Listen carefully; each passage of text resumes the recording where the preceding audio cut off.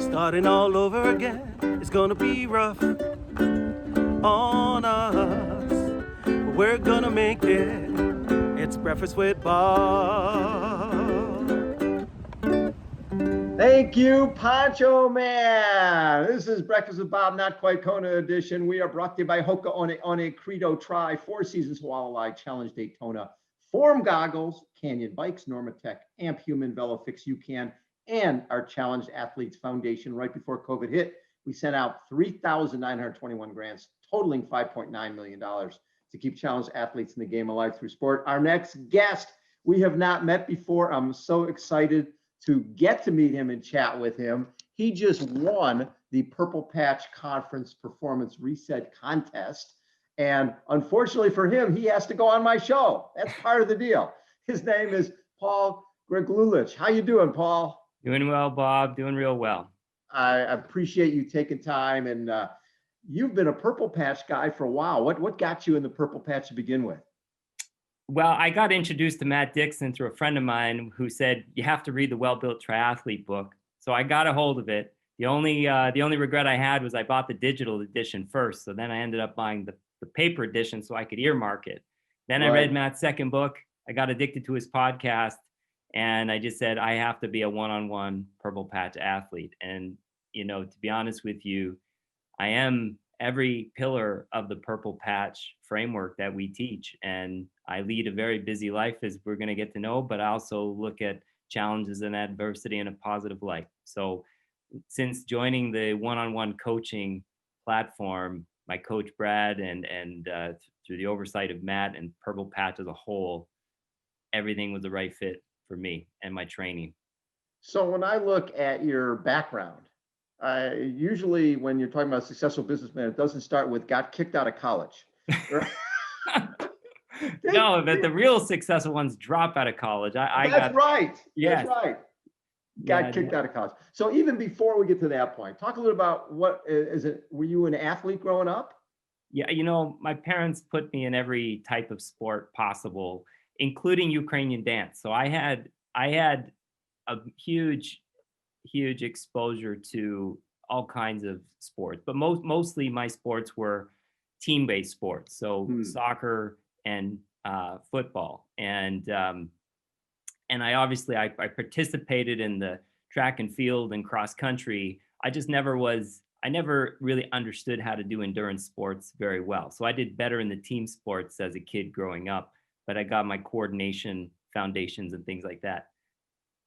Well, so when you go to college and talk a little bit about how you get kicked out of college. Well, I have a lot of dentists in my family, and I was an aspiring dentist. And where I got kicked out of college was I didn't do so well at biology at the university level. I did really great at it in high school, but not necessarily in university. And at the same time, as you're going to find out, I take on a lot in my life. And I, in my second year of university, I was also my hall president. Looked after residents of over about 600 students, and I was just really over involved in the business side of running and being a hall president, and not having the passion for biology at the university level and following a path of dentistry was not in my cards. So unfortunately, my grades didn't go too great in the first year in biology, but with the grace of how much extracurriculars I took, the university gave me a second chance, and I switched my major into economics and finance.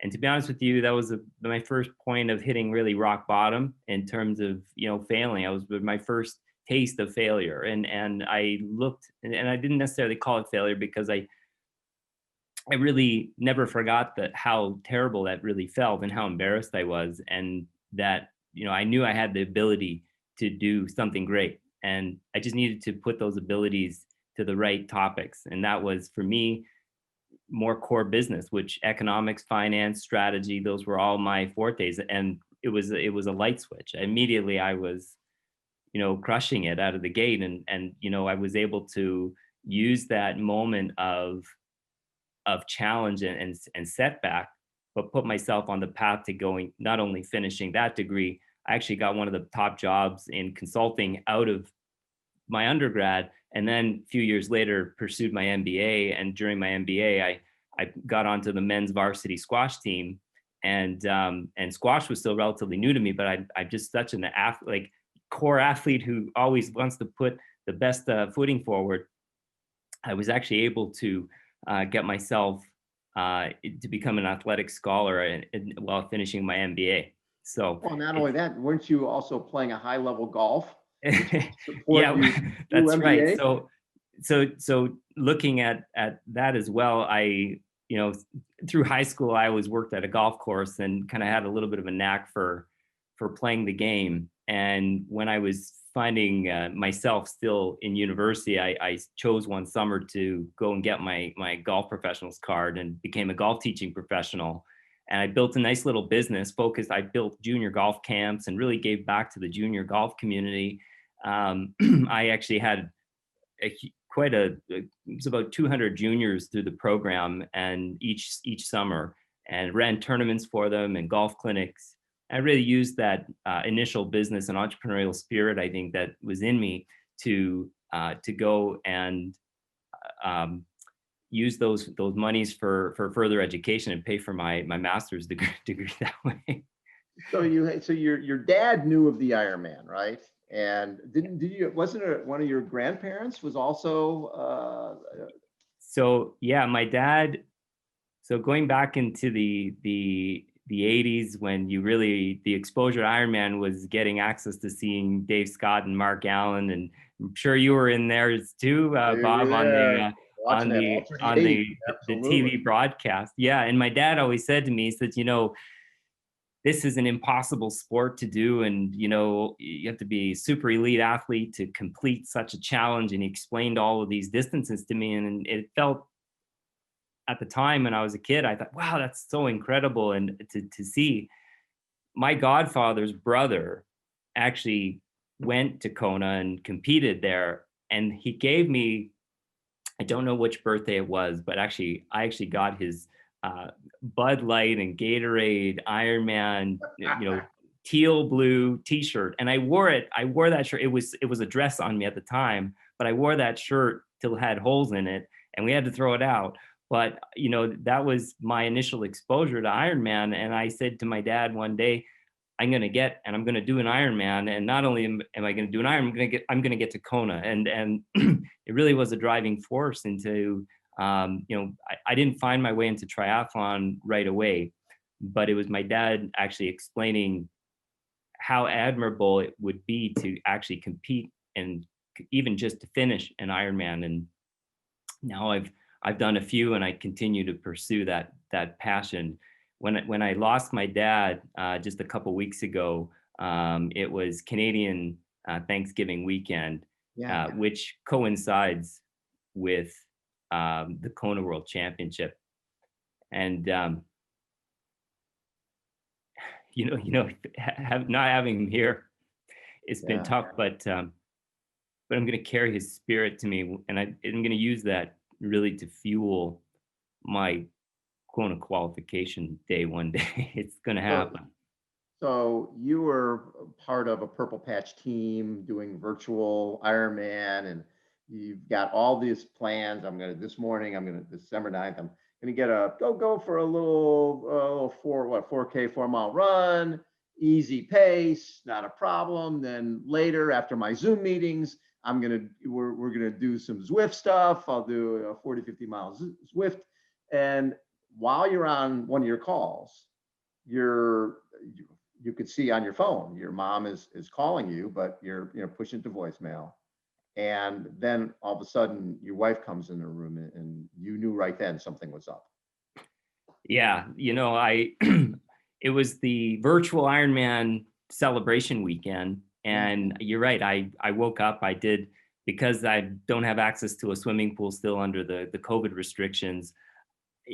I did the duathlon format. So I ran a beautiful, easy 4K run, locked it in on my watch, my spring in the step, the air was crisp, the whole weekend was set to be optimal conditions. And I live in Ontario, just outside of Toronto. So, the weather here is getting a little cooler, but it was going to be a perfect weekend for balancing some indoor and outdoor activity. And I still had a full day on the Friday of calls. I had 3 hours of successive calls that were locked in. And you're right. I mean, I kept pushing my mom's call, and my last call, she kept ringing. And I thought, oh, my parents just want something to do with, Thanksgiving planning, because we were going to bring some meals to their driveway, and that was about it. And when my wife came in with a tear, I said, oh, I got to go. And I emergency clicked off the client call and was given the hard news. We came down the highway. It was about an hour's drive. When we got into the house and, to be with my mom, like, we knew my mom was always actually the more sick parent of the two, although my dad did have a heart surgery in April. He was on a waiting list for 7 months, and it was so important. They did it even over COVID, which logistically, just in April to do that was a challenge. So my wife and I've had to move in with my mom until we can move her to assisted living here. So it's not tough enough that your mom's dealing with dialysis and everything that she's dealing with. Then dad passes away, and your life is, you basically packed the bag and you've moved into mom's house, and then you've got to try to find some sort of secure living place for mom, and balancing all of that. Not that this year of 2020 hasn't been a nightmare for everybody anyways, but your last month has just been so awful. Horrible. You're a guy who's overcome a lot through the years. Overcoming this and trying to keep this in perspective, how tough has that been? It hasn't been easy. Yeah. To be honest with you, the power of the community is sensational, whether it's sport, whether it's family and friends, and whether it's my colleagues and my peers and my other partners in the business. It's unbelievable how I call it the village, they kind of surround you and give you, whether it's a random text message just saying people are thinking about us, to having people to talk to, or people dropping food off or whatever for us, has been, just to know that the support is there gives you a little bit of strength to look positively and try to look on the bright side. Sure. No matter all through all of this. And it certainly has not been easy. And we even, I didn't really make it into to my submission, but 3 weeks before my dad passed, we had to put one of our 2 dogs down as well. So, you lose one of your best friends through an animal is bad enough. Starting to go down this additional path has been a real heart wrencher. But through life, I've always looked at it as setbacks through setback. One door closes and another one opens, and I've lived my life that way, and I think that it's really given us a lot of strength. My wife and I think the amount of kilometers and miles we've put in walking our other dog since we got here is remarkable. I don't really track it on my Polar watch, but it's certainly a lot. So when did you get back into, you've always thought about triathlon, but it was like 2012, something around that time when you got back into, when you found the sport? Yeah, I found the sport through a friend of mine who happened to be one of my, I was really still into the squash scene at the time, playing a lot of tournaments. I went through a tough divorce in 2012, and my son was only 2 years old at the time. And, I'm unbelievably attached to my son. He's the light of my life, and so much inspiration comes from him. And I want to be the best role model that I can be for him and for my family. And one of my good friends from squash said, look, I'm dating a girl and she does these Ironmans. Look, we should do a triathlon. And it started with let's just do a triathlon. I said, I can't swim and I only have a road bike, but that, he's like, it doesn't matter. We're going to just jump in the pool after we have a squash game. And that's how it started. And, I got into my first triathlon in, I guess it was in the summer of 2013. And I loved it immediately. I said, this is for me. And it was the ability to go and have some peaceful time to clear my mind and just get into the nature, get into, you're not sprinting or anything, just building some miles and easy miles. They were easy miles because I was built for my athletic experience was really more explosive power and playing, Right. tournament on squash and really you have no control on your heart rate during a rally. You could have a very long rally. Your heart rate is 180. But I used to have a squash coach who, said, look, we're going to play a game with how many beats per minute can we reduce our heart between services? And it was a technique that I'd started to learn. I had to reprogram how I approached swim, bike, and run to, really embrace the endurance engine of myself. And, right after my first sprint triathlon, I said, I'm doing a half Ironman. I did a half Ironman a year later. And a year after that one, I said, I'm doing a full Ironman. And where I live, I have an amazing triathlete community around me. And so, the special thing about this sport is how freely people give information and group bike rides and group runs. Unfortunately, my personal schedule is so hectic. I have to do a lot of my training on my own, but I'm an only child. And to be honest with you, I enjoy the alone time in the saddle. I don't like the safety side of, there's been too many freak accidents on the bike lately, but I still push myself to ride outdoors. But in essence, since 2012, and it's given me so much energy in my daily life. It's given me such a positive outlook on how to tackle business, how to tackle, personal life and family life. And it just puts these foundational elements.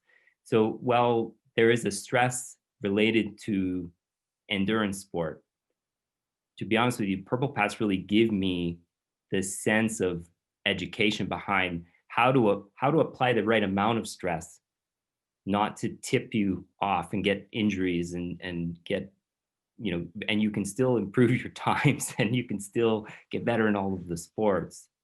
But it's been a special journey so far. By no means is it over. What was your first Ironman? So I did the Ironman Muskoka as my first one, which only was the one and only year. So I kind of have this special, unique medal. That was a hilly course. I mean, that course was brutal, and I think I was a 15-hour time. It was more of a just finish it. I finished it in the dark. I met this great paramedic on the run who was doing the Ironman.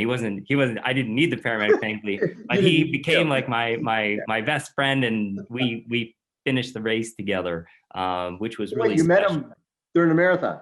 Yeah, just during the walk runs, that you go through, you end up learning each other's life stories along the way, which was unbelievable. We still exchange notes periodically. So then after you started work with Purple Patch, how much faster did you get? So they took 2 hours off of my Ironman time, but it was incredible. But that 2 hours wasn't even. That's not even. It was actually probably more. If anything, it had been a few years since I did my first Ironman to my second. I've only done 2 fulls, and I was supposed to do another full this year. And we had pretty great. We actually accomplished so much this year with my training. I was so pumped to go. I mean, we did the inside training on the testing for learning Fat Max, and I went above and beyond this year in order to learn a lot about what's going on inside my body, but also applying an unbelievable amount of consistency in the training. And I think one of the things that stood out with me with Purple Patch was they adapt the training to my lifestyle. And so if I can only have 10 hours in a week or 9 hours in a week, that's okay. We just make sure that the key sessions are really key, and I have to be 110% present. But that was the benefit of having the one-on-one coaching, which, we do these weekly calls, and we just have a real heart-to-heart about what do I have the ability to do? Because even though my neighbor or some of my training partners might have an extra 5 hours in their week, if I have a week when I'm traveling for business or I'm doing some additional work things that are just I can only get up so early to do, and I do Right. most of my training early morning. But it was unbelievable what we were able to accomplish. So having the COVID setback this year, I was really like everyone. I think we were all disappointed. But just looking at some of my virtual tinkerings that I would do, everything is improved again dramatically. And even a lot of my training bike rides, not that we were chasing gains or anything this summer, but I was seeing a dramatic improvement in endurance and just pacing. So I was super excited to see how my races were going to go this summer. But you know what? I had just have more training time, and I don't need a race to get excited to train. I just love the training. So you could go and try to get to Kona through the executive challenge. That's Yes. because Yeah. your business, you could do that. Yes. I've spoken to Ironman. They have agreed that I fully qualify. Yeah. But you're not going for that. Well, I had a good heart to heart with my wife, and she loves to just put the bar higher for me. And she said she knows me, and she's Yes. right. I mean, I don't like the easy route, and not to say that the executive challenge is the easy route. By no means am I saying that. What I'm saying is, she said you will be more satisfied if you went the traditional age grouper route. And I fall in the 40 to 45 category right now. So it's a Oh, that's pretty competitive. easy. There's nobody in that category. Oh, no, not at all. So, but you know what? I'm coming for them. I'm part of it's picking the race and pick the race to, horses for courses, as Yeah. Matt always says. And so I think that it's important that, I have a good acknowledgement of where I am in the sport, what I'm capable of right now, and really just go after it. And I think, that's what I'm really excited to tackle for 2021. I mean, this is, there's setbacks and things Right. like that global disruptions, but the purple patch way is really to try to find light at the end of the tunnel. So what type of courses suit you when you talk about horses for courses? What Yeah. what are you looking at? So, I'm not great in any of the sports, but for some reason I tend to have look at courses that I try to pride myself in having a good run finish and really push myself through the marathon. The biking is always a little bit of I'm still a little timid on the bike with some of my skills. So I'm trying to, embrace it. But right now, I mean, I tend to go to Mont Tremblant because it's a great destination. It's relatively easy to get to from where I live, and it's just a beautiful area. So I want to master that course, which is a hilly one. It's got rollers in it, but I think that's one of the things that we've really tried to actually put a plan in place this past year to have me accelerate on the rollers types course in terms of managing my power on the hills and then really maximizing the downhills as well. So we were making some good headway for sure on that one. So getting to Kona, which is something your dad mentioned to you years and years ago, what would it mean to you to finally get there and potentially finish that race? It's going to mean, I mean, it's not a one and done for me either. Yeah. I think, one of the things that I shared with Purple Patch when I actually came in my onboarding meeting, I said one of my North Star goals was to create almost like a mini Olympics for myself, to compete with athletes around the world on the same day. And that would just be such an honor. I mean, I wasn't a good enough athlete to make the Canadian Olympic team. But what was funny was as I've been here at my parents' house this past month and preparing to do some massive estate downsizing, I actually found an old journal of mine that I went and read through, and actually said that I had dreams of being on the Canadian Olympic team years ago. And so Ironman the World Championships Yep. will give me that personal mini Olympic experience, which I'm just craving to have.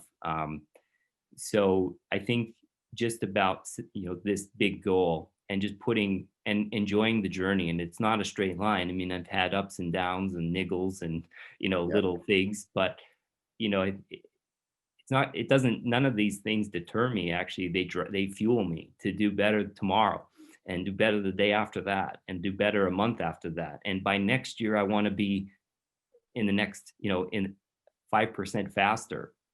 So to be able to, run, run down Alley Drive and hear and see the flags and Yep. see athletes around the world who have worked as hard as I would have to get there, would just be the tip of the iceberg for everything my parents gave me growing up and the opportunities and the sacrifices that I saw them make along the way for me, and the unconditional love that they always gave to me. I just want to give that back to my family, and but at the same time, through my own endeavors and my own goal setting, to give hopefully inspire my son to set his own goals for whatever he wants to do as he grows up. And he's going, he's just turned 11, and so he's finding himself right now, and he's going to have lots of opportunities, and I want him to be able to find it within him to set those big goals for himself. And so while I set these goals for myself, I also do it with the intention of paying it forward and helping to give those North Star opportunities to let my son know that anything he sets his mind to, he can achieve it. Well, you're a perfect role model for that, man. And I'm bummed with everything you've had to go through this last number of months, but obviously there's great things to come. You're one of those guys who overcomes. You've been getting booted out of college and coming back from that, and basically finding your path. You've done great stuff, and I'm sure you're an awesome role model for your son. That'll be having your son there at the finish line waiting for you. Yeah. Could there be anything better than that? No, never. There's never anything better.